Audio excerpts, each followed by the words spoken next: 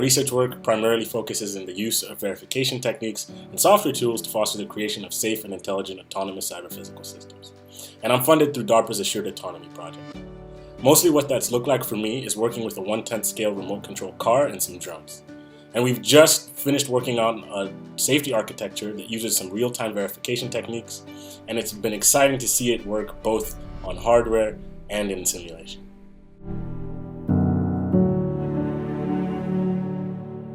My focus right now in robotics research is on robot payloads. I'm studying and examining the mass, the shape, and the size of various payloads in the context of the mechanisms and methods that a robot has to grip, grasp, and move a payload through space, transport it through space. I'm looking at things like the end of arm tooling that can be added to a robot in order to grip and transport a payload, or whether or not there are support mechanisms on top of a robot's head, in a cart that a robot might pull behind it, or included in a backpack that can be attached to the robot. In this case, this backpack also includes an additional microprocessor, which gives me further affordances to consider. We are working on the research on assistive robotics, and to do this, we are using a 5 degree of freedom robot arm, which we have started to put together already. And to achieve this goal, we are using a reinforcement learning tool together with convolutional neural network to teach the robot to perform this task. You could tell us more about that. Yes, so we're going to be building our pre-trained models on the cloud. We're going to be using Google's Cloud Compute and Google's TensorFlow processing unit to actually produce our models so that we can actually run this live with low latency and hopefully with low bandwidth, so that it can be applied in a manner that is robust enough to solve the challenges, but speedy enough to be used right there at the moment. And some of these particular applications are very broad for medical uses, which Clinton will be speaking more about. Yeah, so our project is targeted towards first aid administration in the health sector.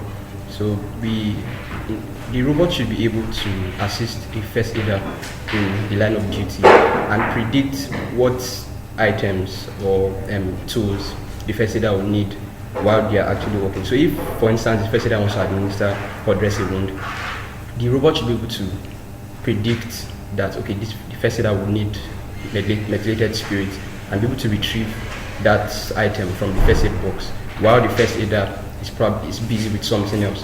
So our project can also be can also help to enforce social distancing and reduce person-to-person interaction, and ultimately flatten the COVID-19 curve.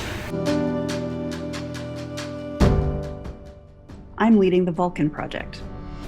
We are building autonomous swarms of UAVs to sample carbon dioxide and other gases emitted by volcanoes. With that data, scientists can predict when volcanoes will erupt. Vulcan stands for Volcano Co-Robots with Adaptive Natural Algorithms. Co-robots cooperate with each other in the air and with scientists on the ground to sample the most valuable emissions in the limited flight time of UAVs. We program these robots with adaptive natural algorithms so they can respond in real time to environmental changes and the hazardous conditions surrounding volcanoes. Jared Jones is a UNM undergraduate, double majoring in computer science and biology.